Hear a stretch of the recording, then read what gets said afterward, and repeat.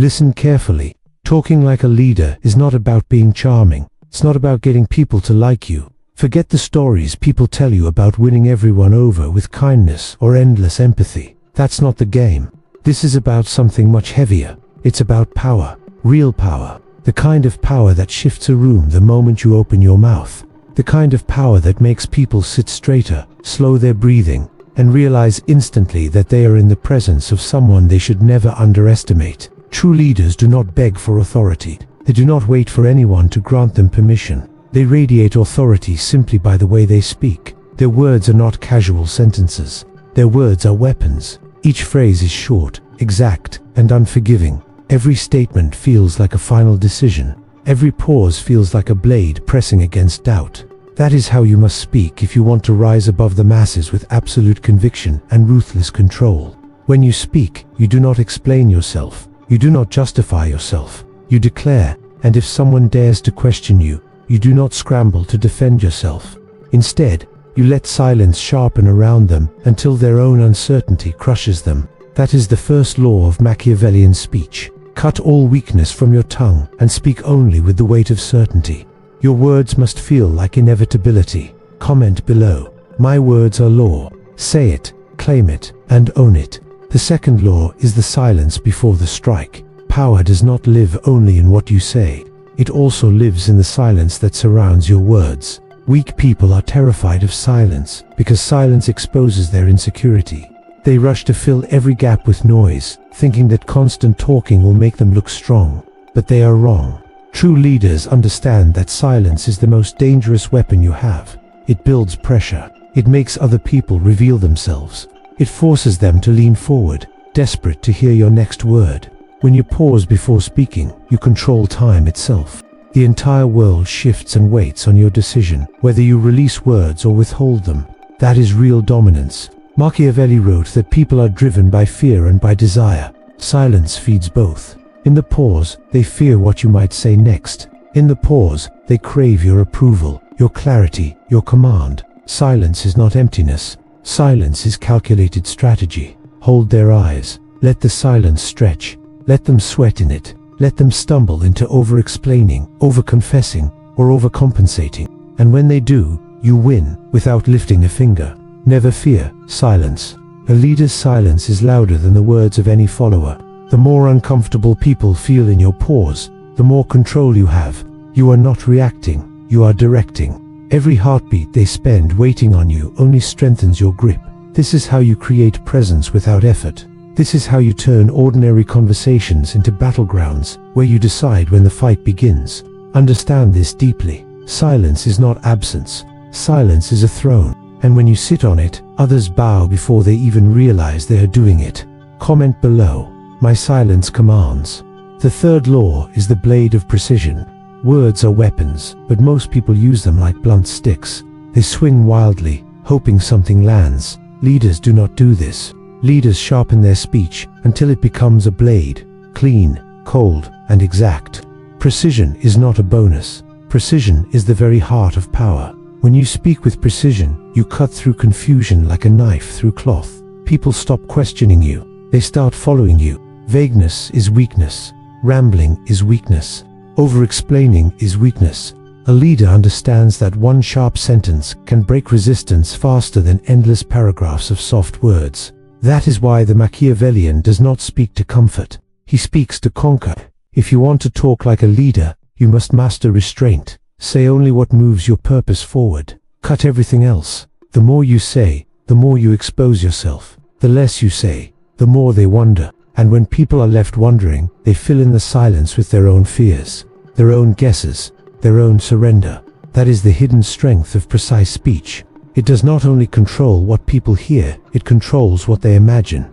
Precision also means you strike directly at the heart of the matter. Do not circle your target. Do not soften your words. Do not waste time. Go straight to the weak point, the hesitation, the insecurity, the doubt. A single sharp phrase can cut deeper than any physical wound, and once spoken, it cannot be taken back. But precision is not about cruelty. It is about strategy. It is about efficiency. It is about control. Every extra word you cut away removes weight from your presence. Every exact phrase you deliver multiplies your authority.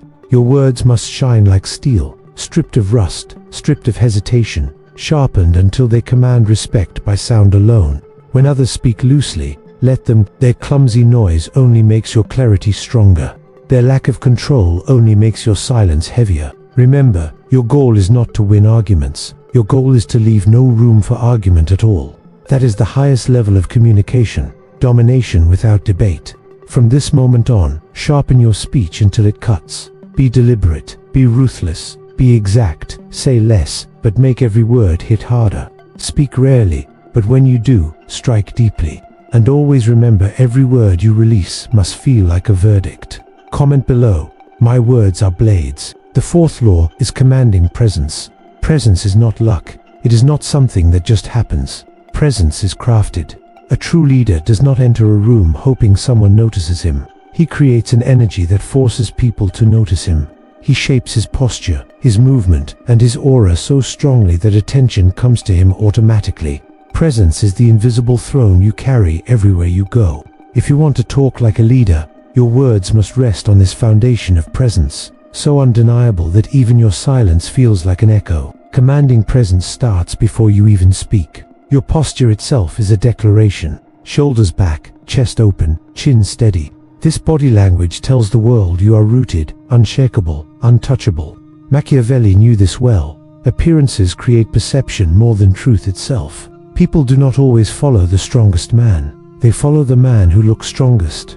If your presence radiates power, others will yield before you even speak. Then comes the eyes. The weak avoid eye contact.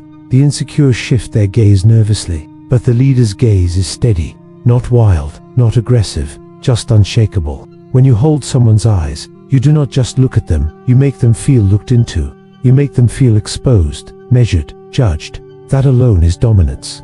Your movements matter too. The nervous man ruins his presence with frantic, uncontrolled gestures. The strong man amplifies his words with calm, deliberate motion. Every movement must feel intentional. Every gesture should carry weight. Think of your body as punctuation. When your words end, your stillness or your movement seals the command. Presence is also about energy. The average person leaks energy by talking too much, fidgeting too often, or revealing too much too quickly. A leader withholds. He saves his energy. He builds tension until others lean toward him, desperate for release. That is psychological gravity. Presence is not about chasing attention. It is about making others orbit around you. And presence must be constant. You cannot turn it on only when convenient. A true leader understands that people are always watching, always measuring, always testing.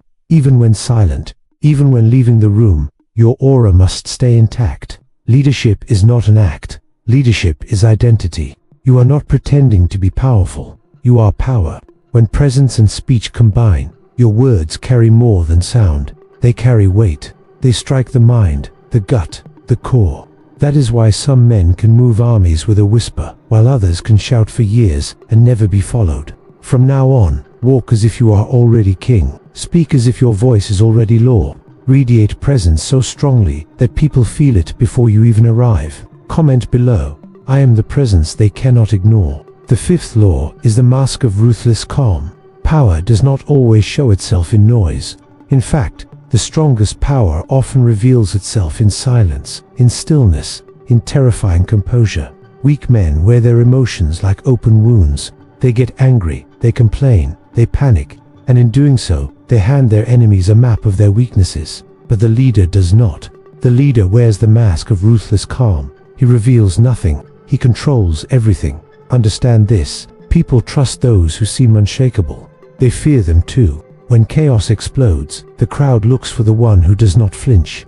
They look for the one whose pulse stays steady while everyone else falls apart. That man is the leader. That man becomes the anchor in the storm, and you must become that man. Calm is not softness. Calm is calculation. Calm is the art of hiding fire beneath ice. When insulted, you do not react. You measure. When challenged, you do not panic. You strategize. This is the Machiavellian way. Conceal your turmoil. Project control. Let others destroy themselves through their lack of control. Think of the great strategists. They never revealed their hand. They watched. They waited. They moved only when the advantage was certain. To talk like a leader, you must master this same control. Do not rush to respond. Do not rise to provocation. Every word must feel like it was weighed and chosen with purpose. Your calmness suffocates the impulsive, exposes the undisciplined, and unsettles the arrogant. The mask of ruthless calm also magnifies your words. When you finally choose to speak, people lean in. They feel the weight. They sense the authority. Why? Because you have trained them to associate your words with control, not chaos. You have starved them of noise. So when sound finally comes, it feels like prophecy. But calm is not surrender. Calm is the hidden blade inside the velvet sheath. It is the cold stare that says, "Push me, and I will end you without raising my voice." That kind of calm creates an aura of inevitability. The feeling that nothing can break you, nothing can distract you, nothing can shake you. And when people believe that, they stop challenging you. Machiavelli taught that a leader must be both lion and fox. Strong enough to strike, clever enough to hide. Ruthless calm is the fox's mask hiding the lion's teeth. Use it to disarm rivals. Let them think you are unmoved. Let them underestimate the storm that waits behind your silence. And then, when the time comes, strike with precision. From this moment, discipline yourself. No public panic, no uncontrolled rage, no visible weakness. Train your expressions, train your tone, train every reaction until you project total mastery. When you do this, you become rare. You become the leader whose emotions serve him, not the other way around. Remember, men who cannot rule themselves will never rule others. Control your emotions and you control the field. Control your calm and you control the room. Control your mask and you control your fate. Comment below, "My calm is my weapon." The sixth law is the weight of fear and respect. Every leader must choose what currency he will rule with: love, respect, or fear. Weak men choose love. They crave being liked, admired, accepted. But love is fragile. It bends when pressure comes. It disappears when loyalty costs too much. Respect, on the other hand, is built through discipline and carved into memory through strength and consistency. But fear cuts even sharper. Fear guarantees obedience when respect alone is not enough. The Machiavellian leader knows this balance. It is better to be feared than loved.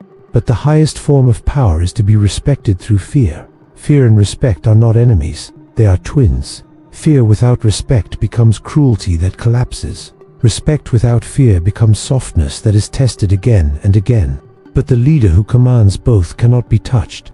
People follow him not only because they admire him, but because they dare not oppose him. This is the weight you must build into your presence, your words, and even your silence. How do you command respect? Through consistency. You cannot demand respect one day and beg for approval the next. You must be steady, unshakable, disciplined. Every action, every word must reinforce your strength. The moment you break character, the illusion dies, and with it, your authority. How do you command fear? Not with cruelty, but with consequence. People must know that betrayal, disrespect, or disobedience will cost them. You do not need to yell. You do not need to threaten. The most dangerous leader is the one who punishes quietly, without hesitation, without drama. When you enforce consequence, people remember. When you do it calmly, they tremble. Fear builds the boundaries. Respect fills them. Together, they form the walls that keep your authority untouchable.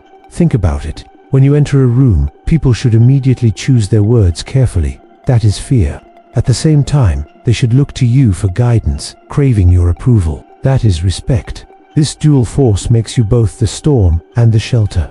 And inside that paradox, true leadership is born. Machiavelli wrote that men are ungrateful, fickle, liars, and self-serving.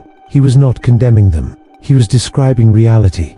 Your job is not to change people's nature, but to master it. Fear ensures loyalty even when their nature betrays them. Respect ensures that loyalty is not only reluctant, but lasting. To talk like a leader, you must carry both fear and respect in your tone. Your words must spark admiration, but also whisper, without saying it directly, that crossing you would be a mistake. You don't need to make threats. The warning is already hidden in your calmness, in your silence, in the way you never need to raise your voice. Everyone knows what would happen if you were truly provoked. Ask yourself, do people adjust themselves when you speak? Do they measure their words in your presence? Do they seek your approval as much as they fear your judgment? If not, then you have not yet embodied the weight of fear and respect. From this moment forward, walk as the one who cannot be deceived, cannot be manipulated, cannot be ignored. Let others feel your strength in every sentence, every pause, every decision, not through arrogance, but through inevitability. That is how you rise. That is how you rule. Comment below. I command fear and respect. 7. The psychology of control. Control is the true core of leadership. Not raw power, not luck, not even charm. What separates a leader from the rest is the ability to command, first, himself, then his surroundings, and finally, the minds of others. The man who builds this mastery rises above the reach of ordinary men. Understand this: power is not just about what you can physically do. Real power is about what you make others believe, what you make them feel, and what you lead them to obey. Control works in both the visible and the unseen. It is the skill of moving people as if they are on strings, yet leaving them blind to the fact that your hand is guiding every move. And control starts with yourself.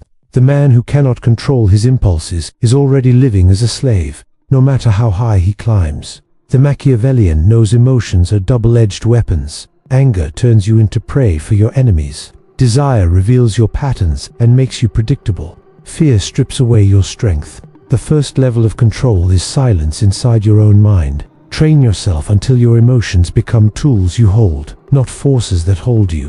When others lose control, you remain still. When others panic, you stand firm. That difference alone raises you above the masses who are ruled by their feelings.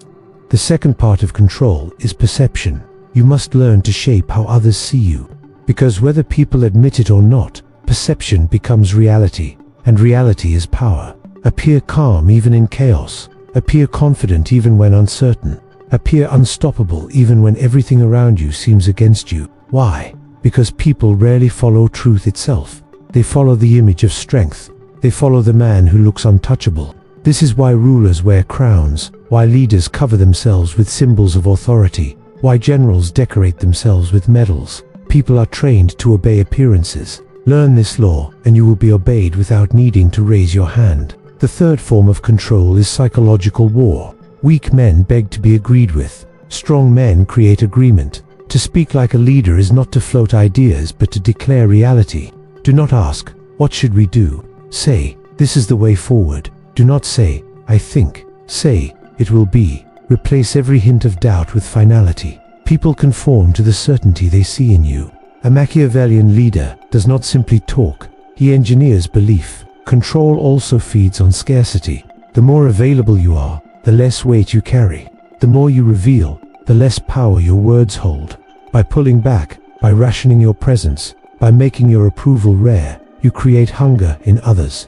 They begin to chase you, not the other way around. The man who always seeks attention loses it.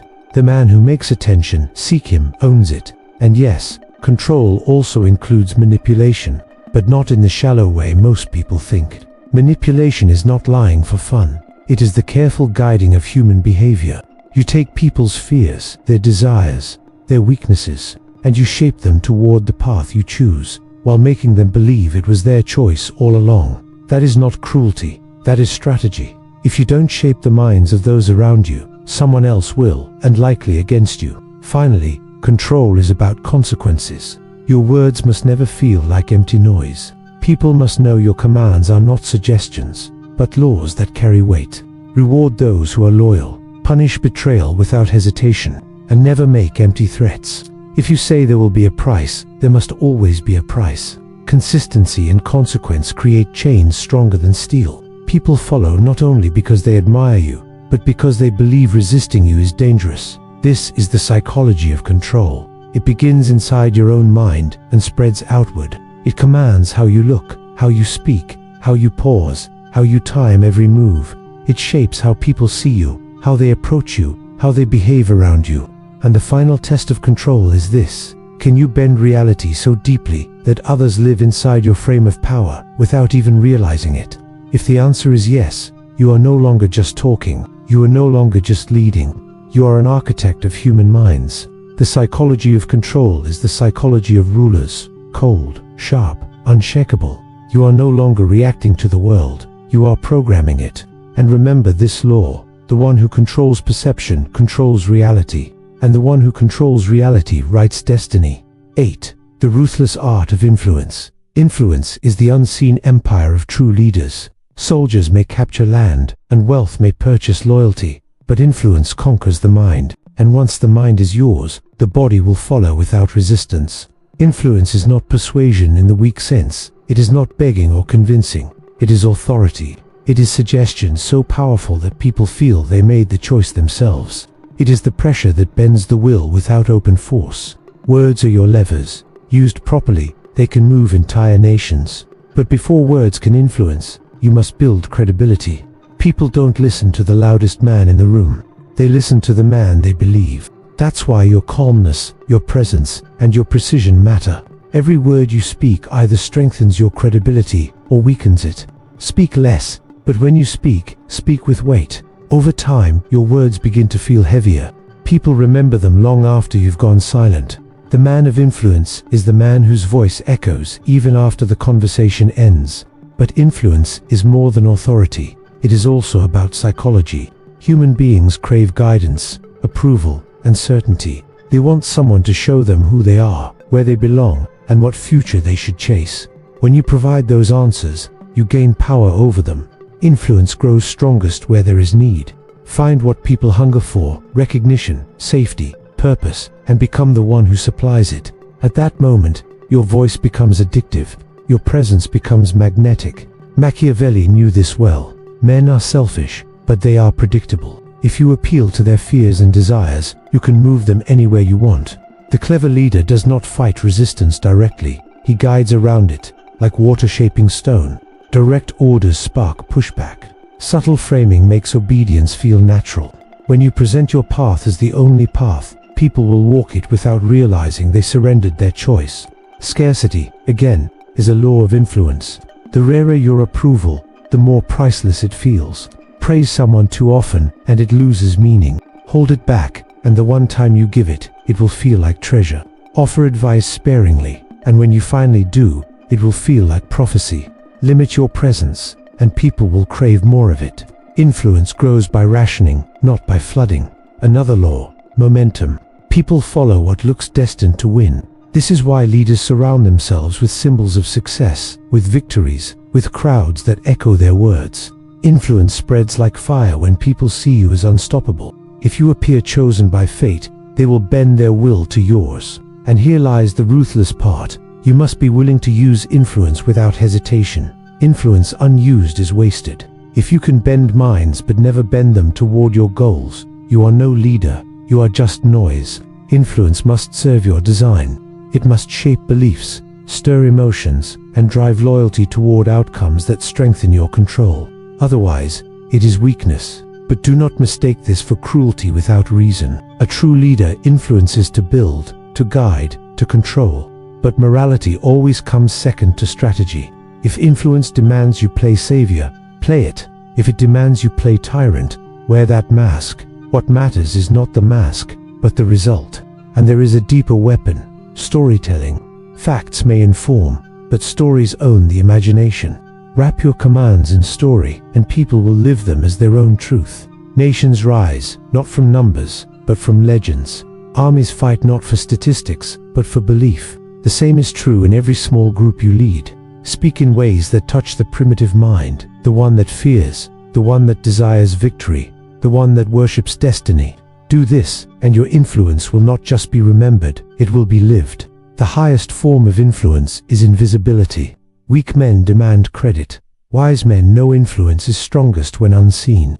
Let people believe they chose freely. Let them think the idea was theirs. Meanwhile, it was you planting, you shaping, you guiding. That is true mastery. So remember, influence is not about asking, it is about framing. It is not about pushing, it is about pulling strings no one sees. It is not only about words, it is about presence, scarcity, timing, and strategy. Become the one whose approval people need. Become the one whose silence weighs heavier than another man's speech. That is the ruthless art of influence. 9. The fortress of untouchability. Power weakens when it is scattered. Influence fades when left unguarded. Respect is lost when you give yourself away too easily. This is why the highest form of leadership is untouchability. The fortress you build around your time, your energy, your mind, and your reputation. Weak men have no walls. They allow anyone to invade their focus, to demand their energy, to waste their time. Leaders, however, know scarcity is power. By being rare, you become more valued. By limiting who gets access, you make your presence heavier. The untouchable man is never overexposed. He speaks rarely, but when he does, it shakes the room. He appears selectively, but when he enters, the atmosphere changes. Untouchability requires emotional armor. The untouchable leader does not flinch at insults or gossip. He does not bend under rumors. To respond is to show weakness. To argue is to stoop low. Instead, you use silence, indifference, or cold dismissal. Let the small men throw their stones at your fortress while you stand unmoved. Your stillness becomes their embarrassment. This is how indifference becomes a weapon. Your reputation is also part of this fortress. A leader's image is his crown. Guard it fiercely, not by fighting every whisper, but by being so consistent and disciplined that lies cannot stick. One sharp show of strength can silence 100 critics. Untouchability is not about chasing down every voice. It is about being so unshakable that no rumor survives against you. The fortress also requires distance. Familiarity breeds contempt. Do not let people feel they own you. Always keep part of yourself hidden. That mystery is your shield. They cannot predict what they cannot fully see. They cannot attack what they cannot fully understand. Mystery is protection. Mystery is leverage. Another wall is independence from need. Most men are slaves to validation, attention, approval. They break when denied recognition, but the untouchable man is free of that slavery. He speaks not to be liked, but to be obeyed. He acts not to be admired, but to be respected. He stands not to be accepted, but to rule. Needs are chains. Freedom from them is armor. And unpredictability strengthens your fortress. Predictable men are easy prey. To be untouchable, never allow others to fully read you. At times you are generous, at times ruthless, sometimes silent, sometimes piercing, sometimes present, sometimes absent. This keeps rivals uneasy. Fear grows from uncertainty, and uncertainty builds higher walls. Selective vulnerability also plays a role. Show small fragments of humanity when it strengthens loyalty, but never expose the core. A brief show of emotion, a moment of openness can draw people closer, but it must always be controlled. Enough to connect, never enough to be conquered. This fortress does not mean isolation. It means mastery. You move among people, but they cannot touch the core of you. You speak, but only reveal what you choose. You connect, but never depend. You lead, but never beg. That is untouchability. When you speak from inside this fortress, your words sound inevitable. People sense you cannot be moved, cannot be broken, cannot be trapped. That aura makes you formidable. That perception makes you obeyed. Machiavelli warned that betrayal, envy, and opposition are inevitable. The fortress of untouchability is your defense. It protects your power from erosion. It keeps rivals cautious, and it secures loyalty. Build it brick by brick. Scarcity, boundaries, discipline, mystery, independence, unpredictability. Guard each wall with vigilance. Speak from within it, like a voice carved from stone. That is how you become more than a man. You become a presence, a fortress no enemy can breach. 10. Ascension to eternal power. Everything before this has been preparation. The silence, the presence, the calm, the fear, the respect, the control, the influence, the fortress. Each law is a weapon, each discipline a brick, each principle a piece of the structure that raises you above ordinary men. But the final law is not just to know these things, it is to become them. This is ascension, the transformation from someone who learns power into someone who is power itself. Eternal power is not about chasing titles, wealth, or crowns. Those can be stolen. What cannot be stolen is identity. When these laws run through your blood, when silence commands, when calm intimidates, when the fortress protects, then no matter where you are, a palace or a cell, you are still the ruler. That is eternal authority. Power that cannot be erased. Presence that cannot be denied. Ascension means understanding life is constant war, not always with weapons, but with positioning, with rivals, with shifting ground. Enemies will always exist. Challenges will always come. But the man who has absorbed these laws bends conflict itself to his favor. His words cut like decrees. His silence kills doubt. His presence dominates space. His mind never cracks. Ascension is balance. Too much fear without respect breeds revolt. Too much calm without action breeds decay. Too much presence without scarcity breeds contempt. To ascend is to balance each law like an artist, wielding the right weapon for the right field. Lion when you must, fox when you must, ghost when it serves you, adaptable but never unstable, flexible but absolute. Ascension also means legacy. Eternal power is not judged only in the moment, but in the echo. When you leave a room, people still feel your shadow. When you speak once, people repeat it endlessly. When your presence is gone, people still act as though you are watching. That is when you have become myth. Machiavelli knew leaders endure by engraving themselves into the psychology of their people.